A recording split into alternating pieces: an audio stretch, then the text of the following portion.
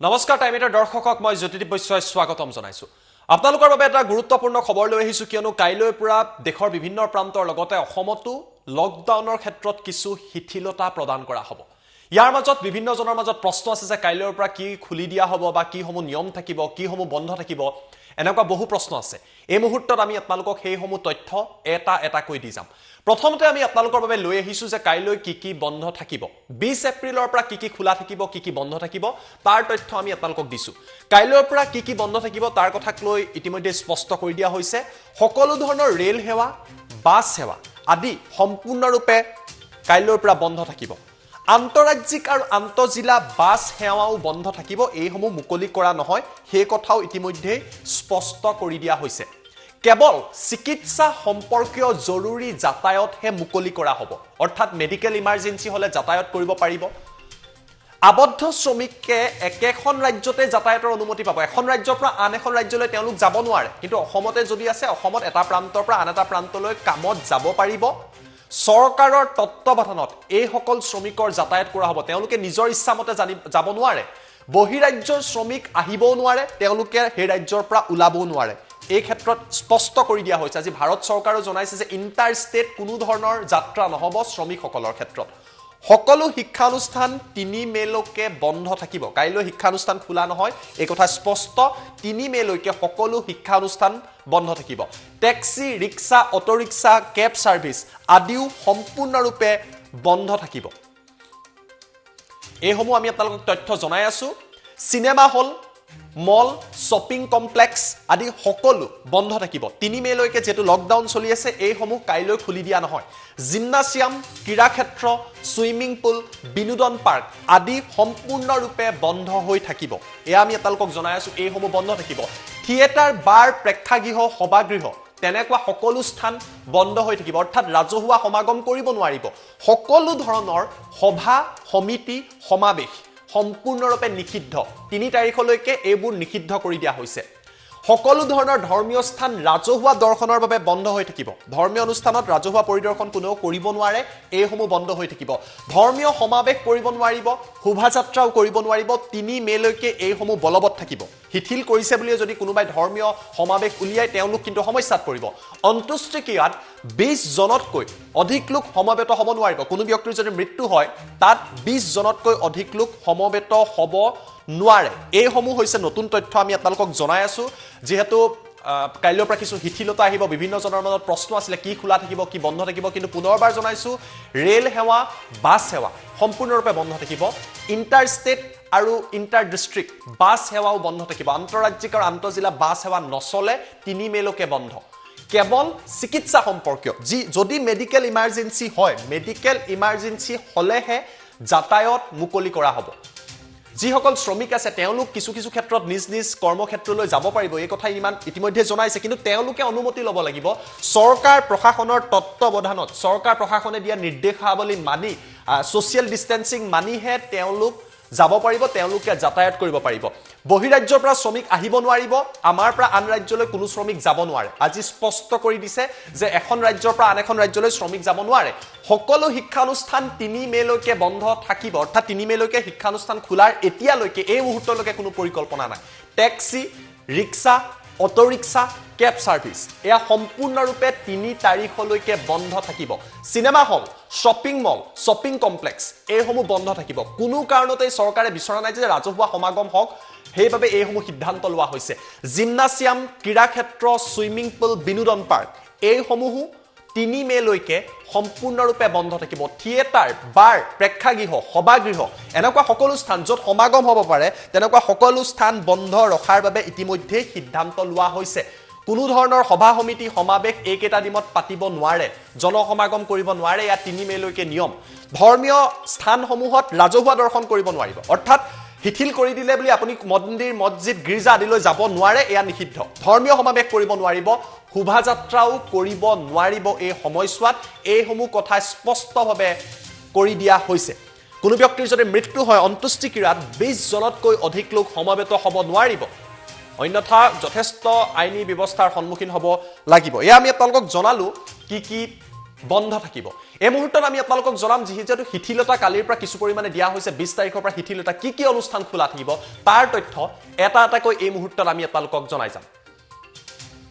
আমি আপোনালোকক জনাইছো ইলেক্ট্ৰিচিয়ান পানী মিস্ত্ৰী মটৰ মেকানিক কাঠ মিস্ত্ৰী কম্পিউটাৰ মোবাইল ফোনৰ মেকানিক আদিয়ে গ্ৰাহকৰ চৌহদতহে সেৱা আগবঢ়াব পাৰিব অৰ্থাৎ তেওঁলোকে দোকান খুলিব নোৱাৰে কিন্তু প্ৰয়োজন হলে তেওঁলোক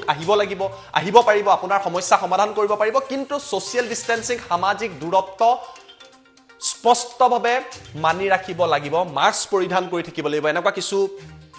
নিয়ম কঠোৰভাৱে কৰা হৈছে আমি পুনৰবাৰ সেই তথ্য দেখুৱাইছো সামাজিক নীতি নিয়ম সামাজিক দূৰত্বৰ সোশ্যাল ডিস্টেন্সিং যিবিলাক নিয়ম এই মুহূৰ্তত চলি আছে তেনেকুৱা নীতি নিয়ম সকলোৱে মানি চলিব লাগিব স্বাস্থ্য সেৱা যোগ আয়ুৰ্বেদিক নেচাৰোপেথি ইউনানী সেৱা কৃষি উদ্যানৰ কাম কাইলৈৰ পৰা আৰম্ভ হ'ব কিন্তু নিয়মৰ ভিতৰত নিয়ম সকলোৱে মানি চলিব লাগিব এইসমূহ আৰম্ভ হ'ব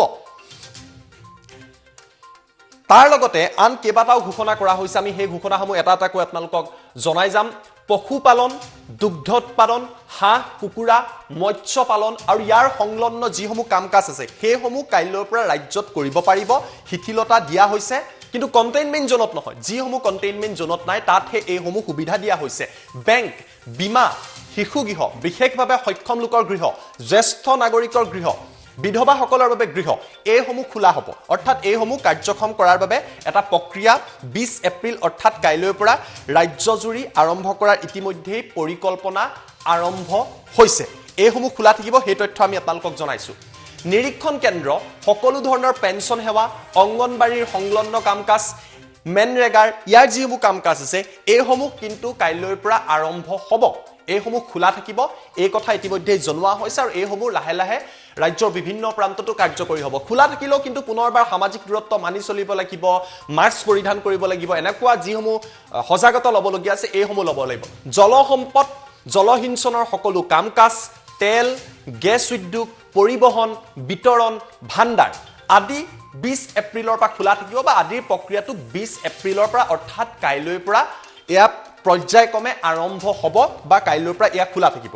এইসমূহ নিৰ্দেশনা বিশেষভাৱে দিয়া হৈছে তাৰ লগতে কি খোলা থাকিব পেট্ৰল ডিজেল কেৰাচিন ডিপু শক্তি খণ্ড ডাকঘৰ পৌৰ নিকায় নিগম টেলিকম আদি সেক্টৰো খোলা থাকিব ৰাজ্যৰ বিভিন্ন প্ৰান্তত এই কথাও ইতিমধ্যে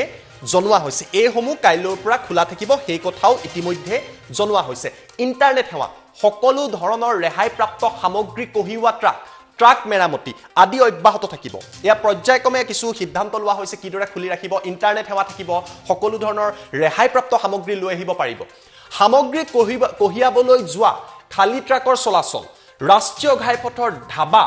গেলামালৰ দোকান আদিও পৰ্যায়ক্ৰমে কাইলৈৰ পৰা খুলি ৰখাৰ বাবে এটা সিদ্ধান্ত গ্ৰহণ কৰা হৈছে যেহেতু শিথিলতা সমগ্ৰ দেশতে আহিব অসমতো এইসমূহ শিথিলতা পৰ্যায়ক্ৰমে লৈ অহাৰ বাবে ব্যৱস্থা কৰা হৈছে কিন্তু বাৰে বাৰে কোৱা হৈছে যে সকলোৱে সোশ্যাল ডিস্টেন্সিং মানি চলিব লাগিব ৰেল বিমান নৌসেৱাৰ সৈতে জড়িত কৰ্মচাৰীৰ যাতায়ত ৰেচনৰ দোকান আদি খোলা থাকিব এইসমূহ স্পষ্ট কৰি দিয়া হৈছে ৰেল বিমান নৌসেনাৰ সৈতে জড়িত কৰ্মচাৰীৰ যাতায়ত ৰেচনৰ দোকান আদি কাইলৈৰ পৰা অৰ্থাৎ 20 এপ্ৰিলৰ পৰা খোলা থাকিব ফলমূল গাখীৰ মাছ মাংসৰ দোকান পশু খাদ্যৰ যোগান লাহে লাহে পৰ্যায়ক্ৰমে 20 তাৰিখৰ পিছত লাহে লাহে পৰ্যায়ক্ৰমে খোলাৰ ব্যৱস্থা লৈছে 21 এপ্ৰিলৰ পিছতো বহু খুলিব যেহেতু শিথিলতা লাহে লাহে আহিব ফলমূল লাভ কৰিব আপুনি গাখীৰ খাবলৈ পাব অন্যান্য সা সামগ্ৰী পাব ছপা ইলেক্ট্ৰনিক মাধ্যম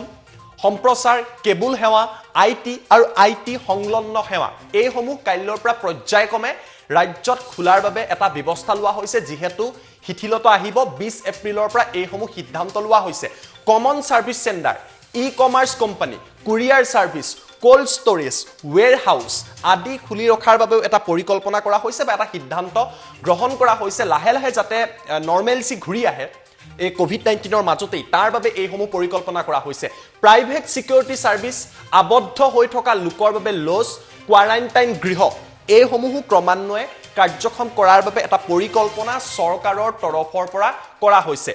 স্বনিয়োজিত সেৱা যেনে ইলেক্ট্ৰিচিয়ান মটৰ মেকানিক প্লাম্পাৰ কাঠ মিস্ত্ৰী গ্ৰামাঞ্চলৰ উদ্যোগ আদি পৰ্যায়ক্ৰমে কাইলৈৰ পৰা অৰ্থাৎ 20 এপ্ৰিলৰ পৰা খুলিবলৈ সক্ষম হ'ব এইসমূহ ৰাজ্যত নতুন নতুন সিদ্ধান্ত গ্ৰহণ কৰা হৈছে মেনুফেকচাৰিং ইণ্ডাষ্ট্ৰিয়েল ষ্টেট য'ত কৰ্মচাৰী থকাৰ সুবিধা আছে তেওঁলোকেও খুলিব পাৰিব কিন্তু তেওঁলোকে পুনৰবাৰ আমি এটা কথা কৈ আছো, চৰকাৰেও কৈ আছে যে মাস্ক পিন্ধিব লাগিব, সামাজিক দূৰত্ব মানি চলিব লাগিব, যিসমূহ নীতি নিয়ম দিয়া আছে এইসমূহ নীতি নিয়ম মানি চলিব লাগিব, আৰু পৰ্যায়ক্ৰমে ৰাজ্যত নৰ্মেলচি অনাৰ বাবে চেষ্টা কৰা হৈছে। গাঁৱত থকা ইটা ভাটা শ্ৰমিক থাকিব পৰা সুবিধাৰে নিৰ্মাণ কাৰ্য, অৰ্থাৎ ইটা ভাটাসমূহ গাঁৱত যিসমূহ আছে খোলাৰ এটা পৰিকল্পনা কৰা হৈছে, য'ত শ্ৰমিক থাকিব পাৰে, যিসমূহ নিৰ্মাণ কাৰ্যত শ্ৰমিক তাতে থকাৰ সুবিধা আছে, অৰ্থাৎ তেওঁলোকে অহা যোৱা কৰিব নালাগে, সেইসমূহ খোলা থাকিব। পথ, জলসিঞ্চন, ভৱন, ঔদ্যোগিক প্ৰকল্প নিৰ্মাণ, গ্ৰামাঞ্চল, ইণ্ডাষ্ট্ৰিয়েল ষ্টেটত অনুমোদন প্ৰদান কৰা হৈছে। এইসমূহ কাইলৈৰ পৰা পৰ্যায়ক্ৰমে ৰাজ্যত খোলাৰ বাবে নতুন নতুন অনুমোদন প্ৰদান কৰা হৈছে। এইসমূহ তথ্য আমি আপোনালোকক এটা এটাকৈ জনাই আছো। জৰুৰী অৱস্থাৰ বাহনৰ ড্ৰাইভাৰ এজন যাত্ৰীৰেহে চলাচল কৰিব পাৰিব, অৰ্থাৎ ইমাৰ্জেঞ্চি ছাৰ্ভিচত যিসমূহ বাহন আছে তাত ড্ৰাইভাৰজন থাকিব পাৰিব আৰু এজন যাত্ৰী থাকিব লাগিব, অৰ্থাৎ তেওঁলোকৰ মাজতো এটা ডিষ্টেঞ্চ থাকিব লাগিব। কাইলৈৰ পৰা 33% কৰ্মচাৰীৰ জৰিয়তে চৰকাৰী কাৰ্যালয়সমূহো খোলা হ'ব, যিহেতু চৰকাৰৰ কাম কাজ যথেষ্ট স্থবিৰ হৈ পৰিছে। তাৰ বাবে 33% কৰ্মচাৰীৰে এইসমূহ চৰকাৰী কাৰ্যালয় খোলাৰ সিদ্ধান্ত লৈছে, আৰু বিষয়াসকল 100% শীৰ্ষ বিষয়া উপস্থিত থাকিব লাগিব। অৰ্থাৎ কৰ্মচাৰী 33%, কিন্তু শীৰ্ষ যিসকল টপ অফিচিয়েল আছে তেওঁলোক 100% কাৰ্যালয়ত উপস্থিত থাকিব লাগিব। এইসমূহ সিদ্ধান্ত চৰকাৰৰ তৰফৰ পৰা লোৱা হৈছে, আন বহু আছে। আমি আপোনালোকক গুৰুত্বপূৰ্ণ কথাখিনি এই মুহূৰ্তত জনালো। অধিক তথ্যৰ বাবে এই মুহূৰ্তত মই পোনপটীয়া সম্প্ৰচাৰত যাম। এডিটৰ পৰাগমণি আদিত্যৰ কাষলৈ মই গৈছো। পৰাগমণি আদিত্য, বহু নিৰ্দেশনা আহিছে, কাইলৈৰ পৰা ক্ৰমান্বয়ে শিথিলতা আহিব, মই আপোনাৰ পৰা জানিব বিচাৰিম। পৰাগমণি আদিত্য, গুৰুত্বপূৰ্ণ কথা, এতিয়া কাইলৈৰ পৰা শিথিলতা আহিব, মানে সকলো শিথিল হ'ব বুলি আকৌ মানুহবোৰে ধৰি ল'ব নালাগে। আমাৰ কেতিয়াবা নিজাকৈ ব্যাখ্যা কৰিলে কেৱল আমি মাত্ৰ যিখিনি কেন্দ্ৰীয় চৰকাৰৰ গাইডলাইনছ আছে, গাইডলাইন মতে অসম আৰক্ষীয়ে যিখিনি নিৰ্দেশ দিছে সেইখিনিৰ কথাই কৈছো। তাৰ বাহিৰে যাতে কোনো ইফালে সিফালে গৈ মূৰটো খোলা আছে বা ময়ো পাৰিম জাতীয় কাৰবাৰ নকৰে, কোনো সাধাৰণ মানুহ ওলাই আহিব নোৱাৰে, কোনো ধৰণৰ সাধাৰণ মানুহৰ গাড়ী চলাচল কৰিব নোৱাৰে, বাইক চলাচল কৰিব নোৱাৰে, কোনো ধৰণৰ সাধাৰণ মানুহৰ কাৰণে এনেধৰণৰ সুবিধাবোৰ নাই। আৰু দোকান বজাৰ খুলিছে যদি ইয়াক প্ৰশাসনে এই যে হোম ডেলিভাৰী ব্যৱস্থাটো কৰিবৰ কাৰণে আচলতে বেছি উদ্গনি দিছে, এই কথাটো স্পষ্টভাৱে নিৰ্দেশত পোৱা হৈছে। এতিয়া গুৰুত্বপূৰ্ণ কথাটো হ'ল যে কাইলৈ কিখিনি খোলা থাকিব, ইতিমধ্যে আপুনি এখন বিস্তাৰিত তালিকা কৈছে ৰাইজক, আৰু ৰাইজে এই কথাটো জানিব। কাইলৈৰ পৰা এটা কথা মনত ৰাখিব, কাইলৈৰ পৰা অসম চৰকাৰ সচিবালয় খুলিব, জিলা উপায়ুক্ত মহাপক্ষ মহাধিপতি কাৰ্যালয় খুলিব। এইবোৰত বি আৰু চি গ্ৰেডৰ, চি আৰু ডি গ্ৰেডৰ 33% কৰ্মচাৰী আৰু সচিবৰ ওপৰৰ 100% কৰ্মচাৰীয়ে খুলিব। গতিকে কাইলৈৰ পৰা কাম আৰম্ভ হ'ব। এনৰেগাৰ শ্ৰমিক, এমএনৰেগাৰ শ্ৰমিক, কাইলৈৰ পৰা ট্ৰাকৰ কিছু চলাচল আৰম্ভ হ'ব। গতিকে কিছুমান শিথিলতা আহিল, কিন্তু তাৰ মানে আপোনাৰ লকডাউন অন্ত পৰা নাই। মনত ৰাখিব, লকডাউন অন্ত পৰা নাই, লকডাউন একেধৰণে আছে, লকডাউন চলি আছে, লকডাউনৰ নিষেধাজ্ঞা অব্যাহত আছে। এইখিনিক বিশেষভাৱে মানুহৰ জীৱন ধাৰণ আৰু দৈনন্দিন জীৱনৰ কাৰণে দৰকাৰী বুলি ভাবি এইবোৰ খুলি দিছে, আৰু ইয়াৰ বাহিৰে আন ধৰণৰ কোনো ধৰণৰ এই কেন্দ্ৰ বা ব্যৱসায় দোকান খুলি দিয়া নাই। গতিকে কাইলৈৰ পৰা যাতে মানুহে ভুল সিদ্ধান্ত লৈ পেলাই ভিৰ নকৰে, সকলো খুলি দিলে বুলি, কেৱল মাত্ৰ এই বিশেষ সেৱাকেইটাহে খুলি দিছে, বাকী একো খুলি দিয়া নাই। প্ৰথম কথা। দ্বিতীয় কথা, বাইকত মাত্ৰ এজন যাব পাৰিব, ইতিমধ্যে গম পাইছে। গাড়ীত মাত্ৰ ড্ৰাইভাৰজনৰ সৈতে এজন যাব পাৰিব, সেইটো কথা আপোনালোকে গম পাইছে। গুৰুত্বপূৰ্ণ কথা, কাইলৈৰ পৰা আপোনালোকে কি কৰিব লাগিব এইটো এটা কথা। কাইলৈৰ পৰা আপোনালোকে যাৰ য'তে ত'তে পাণ তামোল চেধা চিগাৰেট গুটখা জৰ্দা খাই পিকোৱাৰ অভ্যাস আছে, পিকোৱা অভ্যাস বন্ধ কৰক। কাইলৈৰ পৰা পিকালে ৰাজহুৱা স্থানত 1000 টকাৰ জৰিমনা, থুই খেকাৰ ৰাজহুৱা স্থানত পেলালে 1000 টকাৰ জৰিমনা। আৰু এই কাইলৈৰ পৰা মদৰ বিক্ৰী, এই যি দ্বিতীয় পৰ্যায়ে লকডাউনটো সম্পূৰ্ণৰূপে বলবৎ আছে, প্ৰথমৰ পৰাই আছে, কিন্তু এতিয়াৰে পৰা অনাগত সময়লৈ গুটকাৰ বিক্ৰী, মদৰ বিক্ৰী, ধপাতৰ বিক্ৰী, এইবোৰ চাধা চিগাৰেট চুৰত, এইবোৰ ধপাত জাতীয় যি সামগ্ৰী আছে সকলোৰে বিক্ৰী নিষিদ্ধ। গতিকে এই কথাটো এটা মনত ৰাখিব, এইটো এটা গোচৰ দৌৰি তেওঁলোকে ইয়াত জৰিমনা বিহিব পাৰিব, বা শাস্তি যি আইনী শাস্তি আছে সেই শাস্তিৰ বিধান কৰিব পাৰিব। এইটো এটা গুৰুত্বপূৰ্ণ কথা। এতিয়া কিবোৰ খণ্ড খোলা থাকিব সেইবোৰ কথা কৈছে, সকলো খণ্ডতে ছ'চিয়েল ডিষ্টেঞ্চিং নৰ্মছ, সামাজিক দূৰত্ব বনাই চলিব লাগিব সকলো ক্ষেত্ৰতে, কোনো এটা ৰেহাই নাই যে সামাজিক দূৰত্ব 5 জনতকৈ বেছি কোনো মানুহ থাকিব নোৱাৰিব। এই কথাটো স্পষ্টভাৱে কৈছে। যিবোৰ কাৰ্যালয় খুলিব তাত কাৰ্যালয়ৰ যিবোৰ বিষয়ববী আছে তেওঁলোকে নিশ্চিত কৰিব যাতে মানুহৰ ছ'চিয়েল ডিষ্টেঞ্চিং থাকে, দিনটোত যাতে তেওঁলোকে চেনিটাইজ কৰে, সোমাওঁতে কাৰ্যালয়ত যাতে থাৰ্মেল স্কেনিং, তাপমান পৰীক্ষা কৰাৰ ব্যৱস্থা কৰে। 2টা শিফ্টত যিবোৰ কাৰ্যালয় কাম হয়, 2টা শিফ্টৰ মাজত যাতে 1 ঘণ্টা ব্যৱধান থাকে, য'ত টিফিনৰ ব্যৱস্থা আছে টিফিনৰ খোৱা সময়টো যাতে দীঘলীয়া হয়, যাতে ভিৰ নহয়, এনেধৰণে বিভিন্ন ধৰণৰ নীতি নিয়ম দিয়া হৈছে। আৰু 2টা শিফ্ট থাকিলে 2টা শিফ্টৰ মাজত চেনিটাইজ কৰিব লাগিব, কাৰ্যালয় চেনিটাইজ কৰিব লাগিব, যিবোৰ চাৰ্ফেচ আছে তাৰ যিবোৰ টেবুল চকী ইত্যাদি আছে, দৰ্জাৰ হুক হেণ্ডেল, এইবোৰ চেনিটাইজ কৰিব লাগিব কাৰ্যালয়সমূহত। আৰু সৰ্বশেষত কথা, এই কাৰ্যালয়লৈ অহা আৰু যোৱা মানুহখিনিৰ বাবেহে অনুমতি আছে, তাৰ বাহিৰে বেলেগ মানুহৰ অনুমতি নাই। আৰু আৰক্ষীয়ে কি কৈছে মই সেই কথাটো আপোনালোকৰ বাবে কৈ দিওঁ। অসম আৰক্ষীৰ কি নিৰ্দেশনা, কাইলৈৰ পৰা ৰেণ্ডম ৰেণ্ডম তালাচী চলিব অৰ্থাৎ এম্বুলেন্সতো চলিব প্ৰেছৰ গাড়ীটো চলিব অন্যান্য বিশেষ সুবিধাপ্ৰাপ্ত গাড়ীটো চলিব তেওঁলোকৰ অৰ্ডাৰ যি পাছ আছে আৰু তেওঁলোকৰ যি পৰিচয় পত্ৰ আছে সেয়া পৰীক্ষা কৰিব এইটো কিয় কৰিব যাতে কাইলৈৰ পৰা সুযোগ লৈ ইয়াৰ কোনো ধৰণৰ অপব্যৱহাৰ নকৰে আৰু অপব্যৱহাৰ কৰিলে ডিজাস্টাৰ মেনেজমেণ্ট একমতে শাস্তি প্ৰদান কৰিব কাইলৈৰ পৰা এই ব্যৱস্থাটো অসম আৰক্ষীয়ে কৰিছে কাইলৈৰ পৰা আৰু এটা ব্যৱস্থা কৰিছে যে কটকটীয়াভাৱে নিৰাপত্তা কৰি কোনো কাৰণত যাতে লকডাউন বিধিসমূহ ভংগ নহয় আৰু এইসমূহ খোলাৰ সুযোগ লৈ যাতে যিকোনো মানুহ আহিব নোৱাৰে সেইটো সম্পূৰ্ণৰূপে নিৰ্দেশ দিলে এটা কথা যে ইয়াত কোনো এতিয়া ইপাৰৰ পৰা ইফালে গাড়ী লৈ ঘূৰিব নোৱাৰিব যি মানুহ য'তে আছে তাতে থাকিব লাগিব আজি কেৱল মাত্ৰ আবদ্ধ শ্ৰমিক অসমত আবদ্ধ শ্ৰমিক বুলি তেনেধৰণৰ বিশেষ খবৰ নাই ইনষ্টিটিউচনেল লেবাৰাৰ্ছ বা তেনেকুৱা ধৰণৰ মজদুৰৰ বাহিৰত আছে কিন্তু আবদ্ধ শ্ৰমিকসকলক চৰকাৰে বিচাৰিলে এঠাইৰ পৰা সিঠাইলৈ নিব পাৰিব সম্পূৰ্ণৰূপে চেনিটাইজেশ্যনৰ নিয়ম লকডাউনৰ নিয়ম আৰু ছ'চিয়েল ডিষ্টেঞ্চিঙৰ নিয়ম মালি তাৰ বাহিৰে আন কোনো লোক এতিয়া অহা যোৱা কৰিব নোৱাৰে কিছু খবৰ ওলাই আছে কাইলৈ চিফ ছেক্ৰেটাৰীৰ সংবাদমেল আছে কাইলৈ এই মুখ্য সচিবৰ সংবাদমেলত আৰু কিছু হয়তো বিষয় স্পষ্ট কৰিব ইয়াৰে কোনবোৰ অসম চৰকাৰে কেনেদৰে দিয়ে এটা কথা মনত ৰাখিব যিবোৰ ঠাই হটস্পট যিবোৰ ঠাই ৰেড জোন ইতিমধ্যে চিহ্নিত কৰিছে তাত আকৌ কাৰ্যালয় নুখোলে আজি আমি যিখন তালিকা কৈছো সেইখন কেৱল মাত্ৰ গ্ৰীণ জোন বা অন্যান্য এলেকাৰ কাৰণেহে য'ত ইতিমধ্যে চৰকাৰে নিষেধাজ্ঞা জাৰি কৰি থোৱা আছে কণ্টেইনমেণ্ট জোন তাত এইবোৰ ঠাইত চৰকাৰী অফিচ খোলা বা অন্যান্য যিবোৰ ৰেষ্ট্ৰিকশ্যন আগৰ পৰা আছে সেয়া একেধৰণে থাকিব ইয়াত দিয়া কোনো ধৰণৰ কাৰবাৰ এই ধৰণৰ কথা বতৰাবোৰ কাইলৈৰ পৰা ইয়াত বলবৎ নহ'ব গতিকে এই কথাটো হ'ল যে ছ'চিয়েল ডিষ্টেঞ্চিঙৰ নৰ্ম সকলে মেইনটেইন কৰিব লাগিব কাৰ্যালয় খুলিলে তেওঁলোকে বিশেষ ব্যৱস্থা গ্ৰহণ কৰিব লাগিব কেৱল অৱশ্যকীয় কামত যিসকল লোকক অনুমতি দিয়া হৈছে তেওঁলোকৰ বাহিৰে আন কোনো যাব নোৱাৰিব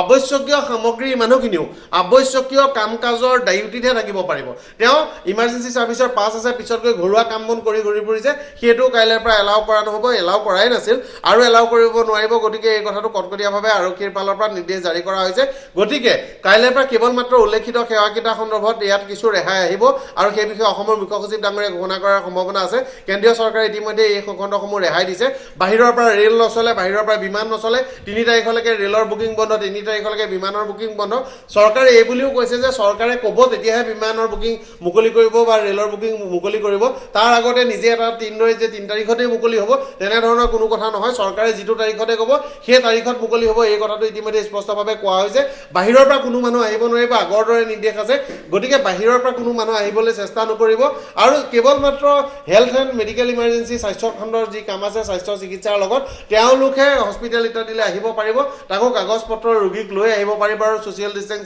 ডিষ্টেঞ্চিং নৰ্ম সেয়া মেইনটেইন কৰিব লাগিব গতিকে তাৰ বাহিৰে অন্যান্য যিসমূহ দোকান বজাৰ অন্যান্য যিবোৰ আছে এইবোৰ যিবোৰ ৰেহাইৰ শাৰীত পৰা নাই সেইবোৰ সকলো বন্ধ থাকিব গতিকে কাইলৈ যাতে এই মানুহখিনি আকৌ ভুল বুজি এটা ভয়ংকৰ পৰিস্থিতি হ'ব বুলি ভাবি ওলাই আহি পিছত যাতে আৰক্ষী লাঠিচাৰ্জৰ সন্মুখীন হ'বলগীয়া নহয় আৰক্ষী আক্ৰমণ প্ৰহাৰৰ সন্মুখীন হ'বলগীয়া নহয় বা পৰিস্থিতি যাতে ভয়ংকৰ হৈ নপৰে সুখবৰ আজি অসমৰ কাৰণে অসমত 34 জন পেচেণ্ট আছিল এজনৰ মৃত্যু হৈছে 17 জন এতিয়া ঘৰলৈ গৈছে 16 জন একি পেচেণ্ট হস্পিটেলত আছে অৰ্থাৎ ভাল হৈ ঘৰলৈ যোৱাৰ সংখ্যা হস্পিটেলত থকা সংখ্যাতকৈ বেছি গতিকে অসমৰ এই ৰোগীসকলৰ ভিতৰত এটা কথা ভাল হৈছে যে আমাৰ ৰোগীসকল সুস্থ হৈ গৈছে হস্পিটেলত মাত্ৰ 16 জন আছে এইটো ভাল খবৰ দ্বিতীয় ভাল খবৰ হ'ল যে মন্ত্ৰী হিমন্ত বিশ্ব শৰ্মাই নিজে কৈছে